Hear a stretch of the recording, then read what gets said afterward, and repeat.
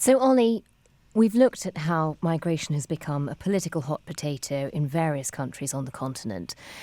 They've all approached it in slightly different ways, and many of them are very much hardening their policy stance towards the question. So if legislators here are looking to learn lessons from the continent, just take us through it. I mean, beginning, I suppose, with Denmark. That was the country that sort of really hardened its approach first.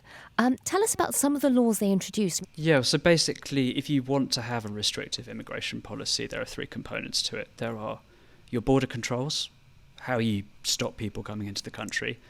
There are the policies that you enact while people are in the country, the criteria for asylum, how quickly you process their asylum claims, what kind of asylum you give them, what conditions they're allowed to exist in while they're seeking asylum, or if they fail to obtain it. And then there are deportations.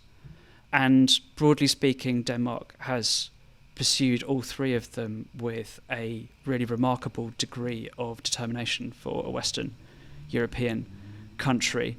I think the deportation policy is probably one that gets held up the most, certainly in the German debate when they look at it. These very tough criteria for losing your residency rights and being returned even to countries that have a very high level of instability. And how about in Sweden, where there has been a revolution, where it was much more liberal before? How much have they changed their approach, and what are they doing? So they have enacted border controls within the Schengen zone as a matter of routine, although they have been happening on and off on the border with Denmark before that. They have introduced a policy that makes it possible for migrants whose residency rights have been revoked to be held in sort of pre-deportation facilities and electronically surveyed. But from a British perspective, the policy that is potentially the most kind of instructive or interesting is how heavily they've gone after voluntary returns. So last year there were something like 9,500 asylum applications, and 4,800 people voluntarily agreed to go home. And that is partly a very cogent public information campaign run by the government telling them that they will have a much better time if they go back to their native countries. And partly it is a very generous set of subsidies, anything up to the equivalent of £26,000 for migrants who effectively deport themselves. And what about in Germany? What are the policies under discussion there? So Germany is a bit of a special case for two reasons. Number one, under the European Union's Dublin system for managing asylum seekers are obliged to lodge their claims in the first member state that they set foot in. And that means that because Germany is slap bang in the centre of the European Union, that virtually no migrant that attempts to seek asylum in Germany technically ought to be doing that. They should be doing so at the kind of external border states. And secondly, by virtue of its geographic location, Germany is also exposed to different migration flows to somewhere like Britain or France.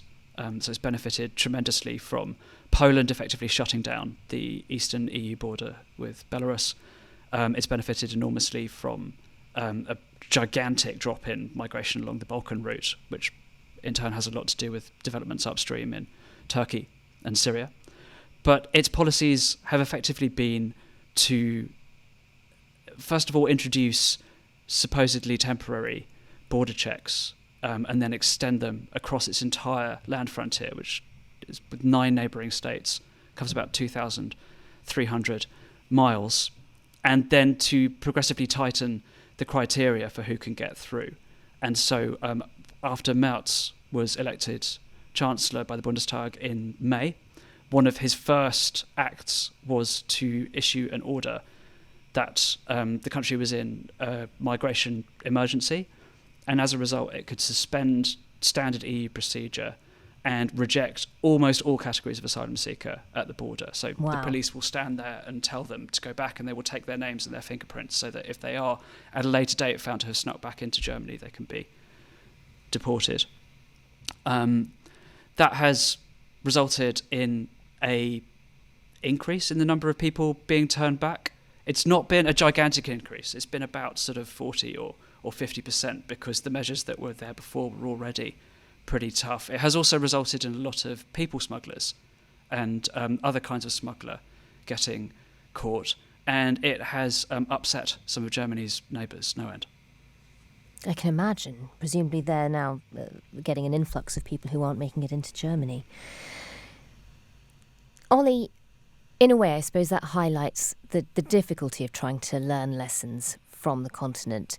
You know, how many of these really apply to us, you know, given that we are an island, not like Germany, landlocked, and we're no longer a member of the EU, where a lot of the measures they're using sort of lean into measures they're allowed to take under EU agreements?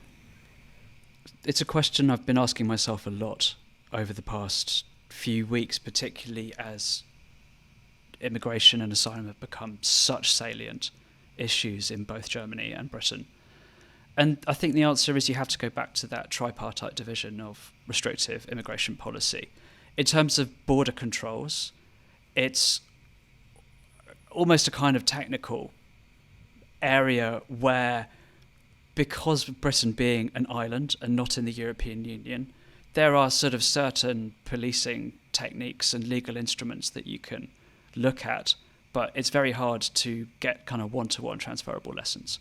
But then in terms of the other two components, what you do while the migrants are in your country and how you get them out of the country, I think Britain certainly could do and is studying things like the voluntary returns model in Sweden, or the deportation criteria in Denmark, or even the reforms in Germany in terms of the mechanics of deportation. You know, what powers the police have to go and find people who are slated for deportation, where those people can be kept, what kind of legal representation they are entitled to. Ollie, given that migration, and particularly sort of people seeking asylum, has become such a big issue in so many different European countries, what will that mean for things like the ECHR? You know, we're constantly told here that we would need to leave the ECHR to make a lot of migration policies happen. Does it feel like a lot of those issues are now sort of open for general European public debate? So when I said earlier that I felt European countries were moving towards potentially the biggest shift in migration policy since 1989, or possibly even further back, this was what I meant. And it's not just about the ECHR. It is about the tissue of international conventions, agreements, and legal frameworks that was accreted in the years after 1945. That is the legal foundation, but also the philosophical foundation of the modern European asylum system. And for the longest time, it was treated by European mainstream politicians as absolutely sacrosanct, to the point where I remember a few years ago interviewing a European leader who kind of in passing mused aloud as to whether it was a set of laws that was really suited to the age that we live in, and then caught himself horrified mid-sentence and asked for it to be struck from the transcript. But what we have seen literally in the past 3 months has been an absolutely seismic change in the politics of this issue on the continent, where Denmark, Italy, and 7 other EU member states, with the tacit support of probably at least half a dozen more, have come out and said that they want the European Court of Human Rights to have its wings clipped. So they're not challenging the convention. They're still saying that the principles enshrined in the convention are kind of eternal and central to our identity, but they feel that the judges have overstepped their remit, and they're calling for them to be asked to devolve more decision-making powers to national governments. But then the Council of Europe, the body that oversees the ACHR, has come up with an alternative idea, which is to reform the convention itself. And this is where the debate is going, right? It is asking, and it's not just the convention, it's also things like the Geneva Convention, whether there is a way of preserving the fundamental intent of that system, but adapting it to an age of vastly greater international migration. And Ollie, as you say, this is it feels like it's a big moment of reevaluating that sort of post-war settlement, that consensus that came out of an entire continent having a lived memory, a very fresh memory of the horrors of war, and feeling like they wanted to enshrine the rights of refugees, human rights, universal human rights, in the laws that were sort of passed and in the conventions that were passed. If all of that now looks like it's up for debate, it's partly because people don't have a lived memory of all of that, I suppose. But is there also a question of, as you hinted there, how much it changes the identity of what it is to be European, of, that sort of liberal tradition that has formed over centuries? How much of that is at risk? I think that whole idea in the post-war settlement of a core of European values is being challenged from all sorts of directions, and not just on this issue. If you look at some of the language that has come out of the Trump administration, and in particular from J.D. Vance and the State Department, about regarding the defining issues of politics as civilizational, and their criticism that the Europeans have supposedly strayed too far down a kind of hyper-liberal interpretation of those post-war values, and that we've effectively lost our sense of what it means to be the West, and in particular the authority and integrity and coherence of the nation state as the foundation of Western identity.